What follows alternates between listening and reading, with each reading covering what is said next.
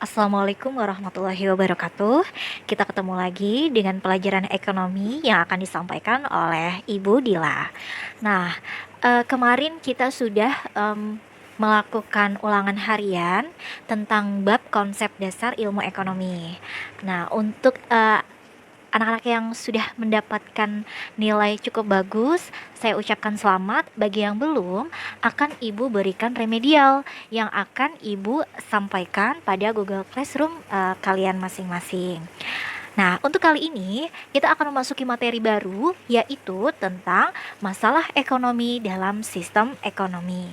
Nah, di situ kalian bisa lihat ya, ada beberapa gambar.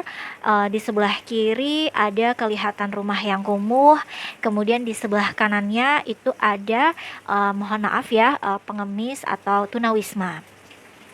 Nah, dari sini akan timbul suatu pertanyaan mendasar mengenai bagaimana sih cara manusia untuk memenuhi kebutuhannya. Nah, untuk mencapai kemakmuran, tetapi alat pemenuhan kebutuhannya itu terbatas. Nah, maka dari itu akan memunculkan yang namanya permasalahan ekonomi yang akan kita bahas pada sesi berikut ini. Nah, sebelum Ibu jelaskan, ada baiknya Ibu harus sampaikan tujuan dari pembelajaran bab ini. Yang pertama, dari pengamatan perilaku konsumen dan produsen, Ibu berharap kalian itu mampu menjelaskan masalah pokok ekonomi dengan benar. Kemudian, kalian juga mampu membedakan ciri-ciri sistem ekonomi dengan tepat. Dan kalian mampu juga menjelaskan dampak positif dan negatif sistem demokrasi ekonomi dengan benar. Nah, jadi 3 esensi materi yang akan kita pelajari dalam bab ini, yaitu yang pertama adalah masalah ekonomi, kedua sistem ekonomi, dan yang ketiga adalah sistem ekonomi di Indonesia. Oke, nah, untuk pembahasan pertama hari ini kita akan bahas mengenai permasalahan ekonomi. Nah, cukup kalian tahu bahwa masalah ekonomi itu ada 2 jenisnya.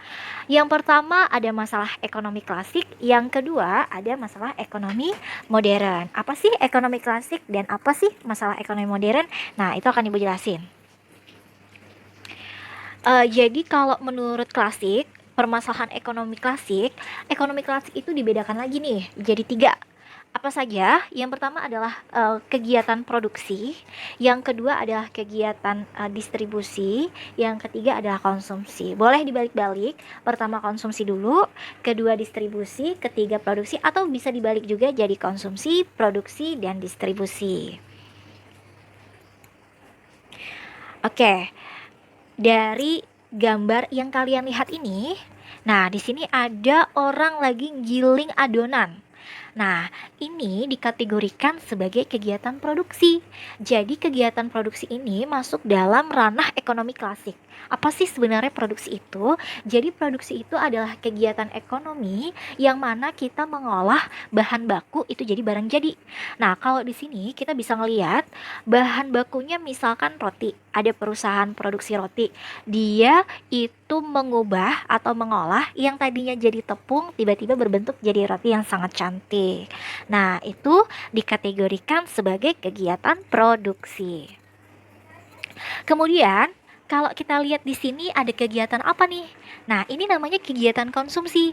Nah, kegiatan konsumsi adalah kegiatan untuk memanfaatkan, membeli barang atau jasa. Nah, kalau di sini, ini kan kelihatannya di pasar nih. Berarti para konsumen ini sedang membeli sayur-sayuran. Nah, sayur-sayuran ini tergolong dari barang, seperti itu. Nah, kalau di sini kita ngelihatnya apa? Nah, ini ada truk yang lagi ngangkut-ngangkut mobil. Mobil yang sangat banyak ya. Kira-kira di situ ada sekitar 8 lah, 8 mobil dalam satu truk. Nah, ini kategorinya adalah kegiatan distribusi. Jadi kegiatan distribusi ini adalah kegiatan menyalurkan barang atau jasa yang telah diproduksi oleh produsen dikirim ke konsumen. Jadi kalau misalkan tidak ada kegiatan distribusi, maka barang itu nggak akan nyampe dari produsen ke konsumen. Makanya lengkaplah sudah ketika kegiatan ekonomi dibarengi dengan kegiatan produksi, kemudian distribusi, menyalurkan barang yang sudah diproduksi sampai ke tangan konsumen untuk dibeli. Seperti itu ya. Oke, sekarang kita tadi kan udah Ibu kasih tahu ya bahwa masalah ekonomi itu ada dua. Yang pertama ada masalah ekonomi klasik. Nah, sekarang masalah ekonomi modern. Apa tuh masalah ekonomi modern? Jadi masalah ekonomi modern ini ada tiga juga ya. Di sini lebih menitik beratkan what, how, dan for whom. What itu artinya barang apa yang diproduksi. Kemudian how itu adalah bagaimana cara kita memproduksi barang tersebut, dan yang ketiga adalah untuk siapa sih barang itu diproduksi. Jadi seperti itu.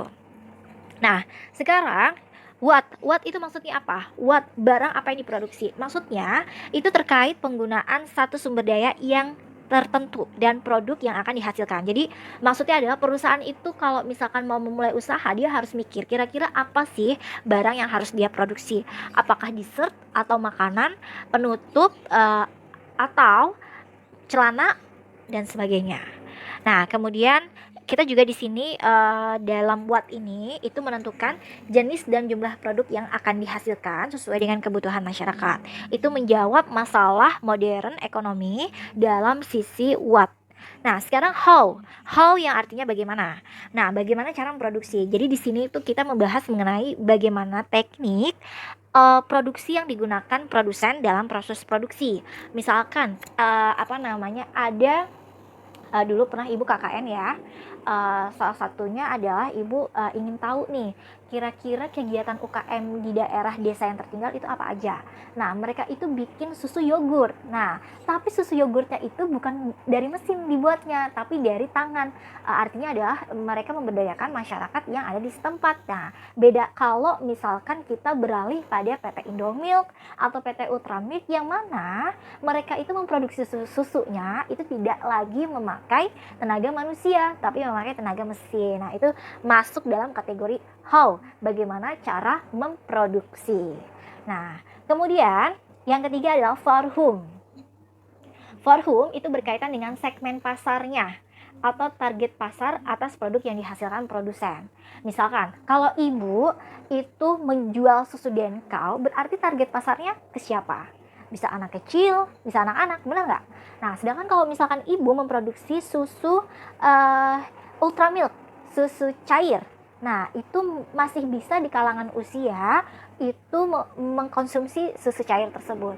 Atau kalau misalkan Ibu memproduksi susu Anlin yang khusus buat orang-orang lanjut usia, berarti segmen pasarnya hanya untuk lanjut usia saja. Kalian yang anak muda nggak perlu dong minum susu itu buat apa gitu, karena kalian belum tua. Nah, itu masuk ke kategori for whom, untuk siapa barang kita diproduksi. Oke, baik, begitu saja pertemuan hari ini dalam sesi ini. Nah, untuk selanjutnya tolong kalian jawab. Ibu ada pertanyaan nih, satu. Tolong kalian sebutkan masalah pokok ekonomi modern dan masalah pokok ekonomi klasik. Kalian jawab di kolom komentar ya. Nah, setelah kalian jawab kolom komentar, Ibu akan melihat kehadiran kalian dari situ. Ibu akan lihat apakah kalian menyimak atau tidak. Nah, selanjutnya adalah kalian langsung beralih pada Google Form yang sudah Ibu sediakan untuk mengisi absen dan latihan sebanyak sekitar 3 atau 5 soal. Baik, demikian yang dapat Ibu sampaikan. Kurang lebihnya mohon maaf. Wassalamualaikum warahmatullahi wabarakatuh.